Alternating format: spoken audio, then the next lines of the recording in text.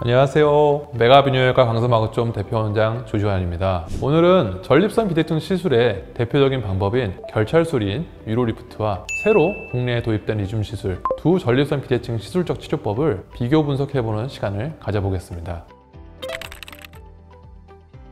간단하게 먼저 설명드리면 유로리프트는 전립선을 호치케스처럼 클리핑하는 결찰술입니다. 전립선 조직을 결찰사라는 도구를 이용해서 묶어주는 방법이죠. 전립선 조직을 묶어줌으로써 통로를 만들어 소변이 잘 배출될 수 있는 즉각적인 증상 개선 효과를 일으킬 수 있다는 장점이 있습니다. 다음으로 리줌은 체내에 결찰사를 사용하지 않고 고온의 수증기를 전립선 조직 내에 주입시켜 비대해진 전립선 조직을 수축시켜서 요도를 넓혀주는 시술 방법이 되겠습니다. 이 두 가지 모두 비대해진 전립선 조직을 레이저나 칼로 제거하지 않는 시술적인 방법입니다.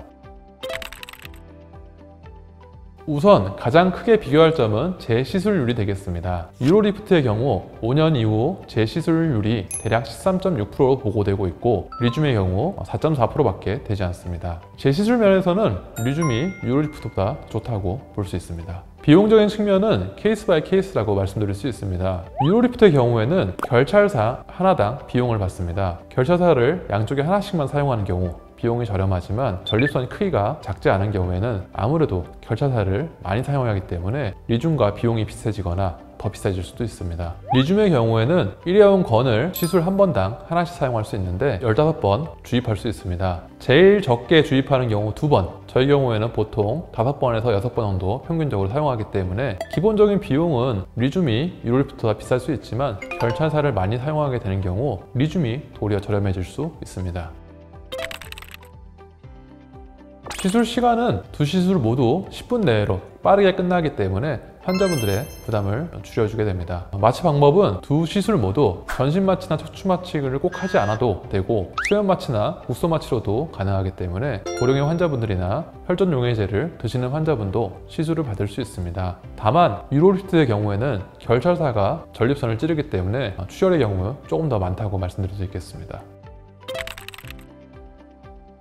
효과적인 측면에서는 유로리프트는 결찰 후에 즉각적인 증상 개선 효과가 있지만 리줌은 시술 후 효과가 나타나기까지 최소 2주 정도 걸리며 1에서 3개월 정도 지나면 증상 호전의 효과를 볼 수 있겠습니다. 유로리프트의 경우 신체 결찰사를 영구적으로 삽입해야 되기 때문에 일부 환자들이 결찰사에 의한 통증이나 염증을 유발할 가능성이 있고 결찰사 부위에 결석이 발생할 수 있습니다. 또한 결찰사가 몸에 들어가 있기 때문에 남성에게 가장 흔한 암 중에 하나인 전립선 암을 검사하기 위해서 MRI를 찍을 때 병변을 확인하기 어려운 등의 문제가 생길 수 있습니다. 하지만 리줌의 경우에는 따로 이물질이 들어가지 않고 수증기만을 이용하기 때문에 유로리프트 같은 부작용에서 보다 안전하고 실제로 전립선을 또 줄이는 효과가 있기 때문에 전립선이 다시 커질 확률이 적습니다. 그리고 유로리프트의 경우에는 전립선 중엽이 발달한 경우 시술이 불가능하거나 시술에 제한이 있지만 리줌의 경우에는 중엽까지 한꺼번에 치료가 가능하기 때문에 전립선의 모양과 상관없이 시술이 가능하다는 장점이 있습니다.